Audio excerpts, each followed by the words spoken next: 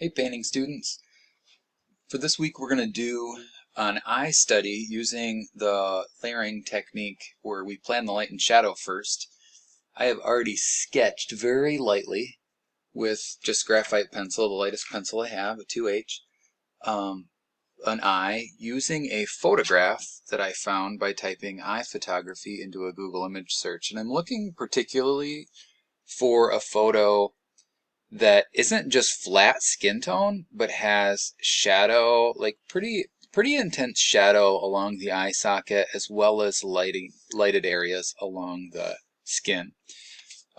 So you want to look for a photo like that.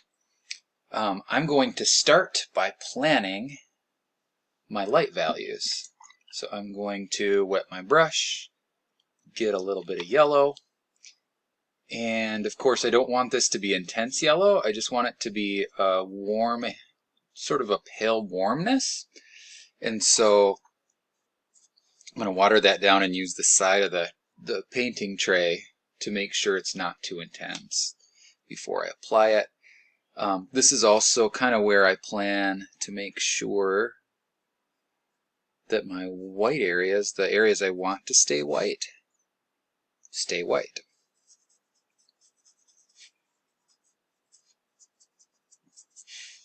And I may come back and do a little more of the yellow later. But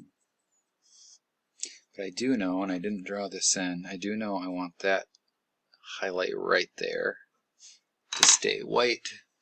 I'm going to erase the graphite right out of that. Okay. I feel pretty good about that as a first pass. It's pretty pale, you can tell. That's a good thing. I'm going to use a violet that I might change a little bit as I go. Whether it's a little redder or a little bluer, getting a little variation is kind of nice there. So here, down the swipe of the nose, that's where that big shadow comes in that I was talking about in the eye socket. You can always start pale and do another layer to darken the darks. So you don't want to start with like a super intense purple. We're not trying to make purple skin, we're trying to make shadows that layer into the skin tone. You want it to be there without being too intense.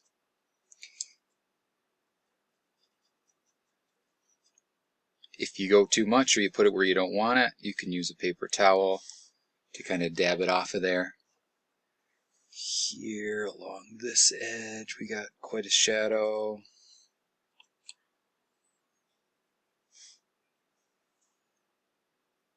There's a rim of white along that water line there that I want to make sure I preserve. There. And this part's really more of a gradation. I'm just going to leave that more alone. I'm just going to take more or less clear water that has a little bit of my purple in it, just to soften the edge. Any edge I want to soften. If I'm doing a wet next to wet, I can get a soft edge. I don't want to scrub it, but I can soften it so it's not so hard. Here too, I want to soften. So mostly clear water, just letting that edge bleed a little bit.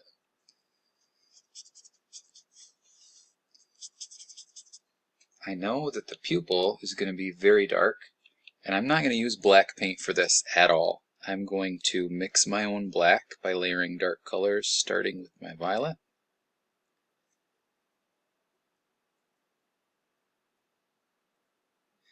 And making extra sure to not paint the highlight, the white spot on the eye. I can also hit the outside of the iris because that's typically sort of a dark circle, and that'll help to make that dark. Even though these are blue eyes, that little bit of dark value is going to help that seem like a darker blue. Right under there, we've got a darkness. Here. bit of a shadow.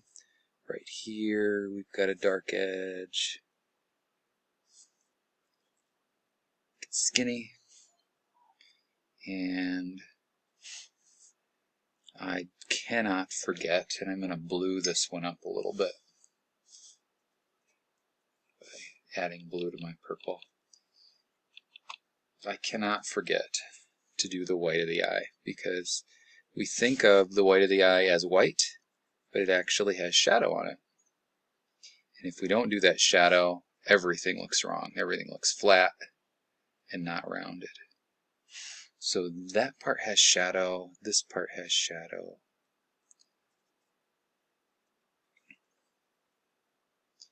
And now I'm going to do two things. One, I'm going to darken that at the edge, because that's what I'm seeing in the photo. It gets darker at the edge. But I'm also going to rinse and take more or less clear water and do my shading so it's not so hard lined there. Alright, now I'm going to take my blue or purple, or a slightly different, I'm just going to mix it slightly differently and look for the darker areas within the skin and do a second layer. And since my first layer is still wet, I'll get some bleeding, which I'm very okay with. I don't want to scrub blend, I just want to kind of let it bleed.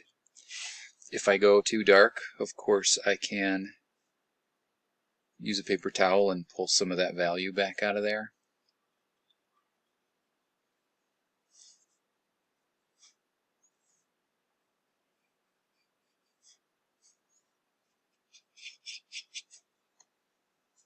And I'm going to make the pupil darker with another layer of purple. Alright, that is step one. I'm going to let that dry. And I'm going to pause the video and come back when it's dry. Okay, we're back, and this is dry. And just to show you again the piece that I am looking at as I work. So, to get black, you can use purple and brown. Purple and brown should make a good black. Typically, you're going to need more than one layer. And you can do it with a lot of pale layers, or you can really saturate it and get a lot of color in just a few layers. But it'll start to look more like black and less like purple. Some people will do as many as 8 layers on the same area to get a good black. And I think it's kind of necessary to do at least 4. But it kind of depends on the darkness you're going for. But brown will neutralize the purple.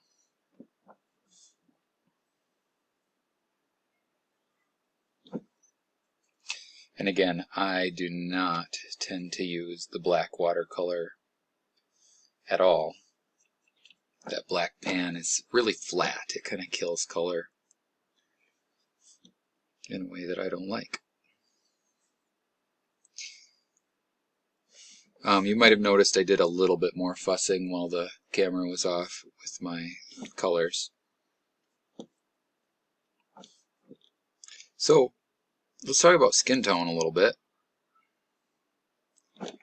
We need kind of a pinkish orangish color, typically. And this is one we can do in pale layers as well, instead of trying to get it all the way there at once. So I'm going to take a little bit of red and orange out to the side of my pan. I'm going to move this over so you can kind of see where I'm going here. That's very orangey right now. If I add a lot of water to that, it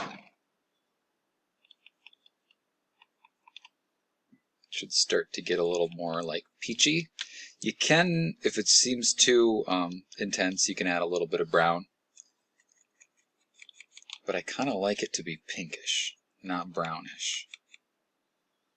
And I always will dip it and test it to make sure that feels like it's going to be a good color before I put it down. And I can always remember, I can always dab it off if I don't like what happens as I apply it. I also want to really pay attention to where there's white on the skin and let that white stay white.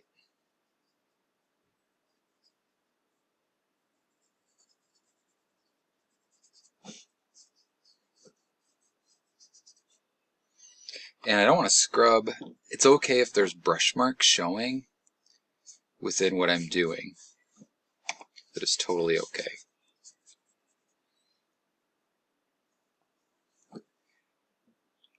And you might have to fuss with your mixing a little bit until you get a color that you really like. But just like when we did the fruit, I am layering the local color, the skin tone is the local color, directly over the light and shadow colors so that the skin stops looking just straight up purple and it looks more like you've got a darker skin tone area and a lighter skin tone area.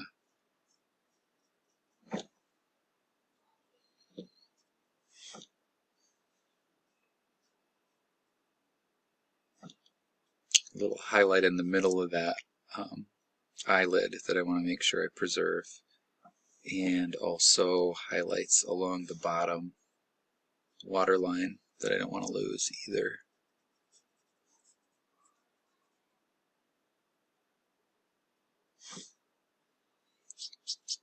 Areas that aren't pure white but they're really light, you can really just rinse your brush out so it's really pale when you put it down.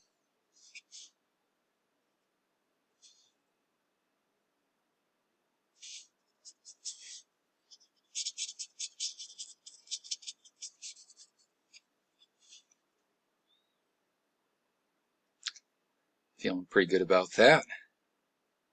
If there are ever any areas that are a little pinker or a little bluer or whatever you see in there, you can just mix, you can add a little bit of that color and mix and apply.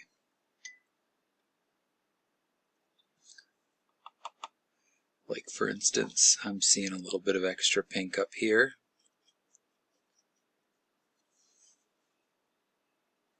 And a little bit of extra pink down here.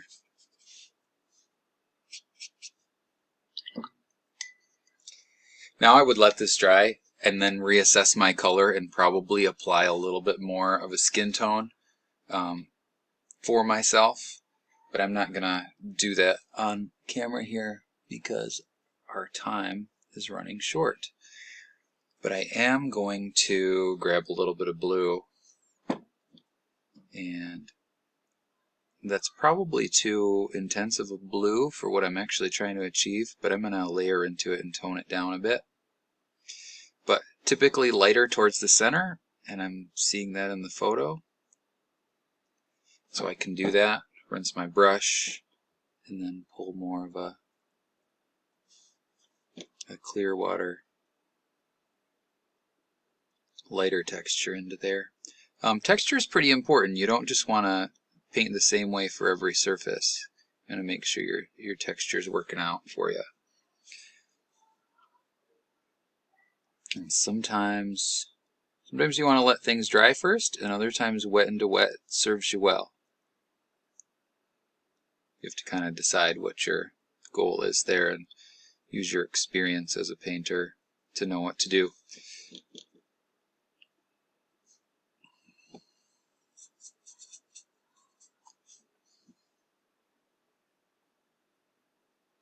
So we're starting to get there. There are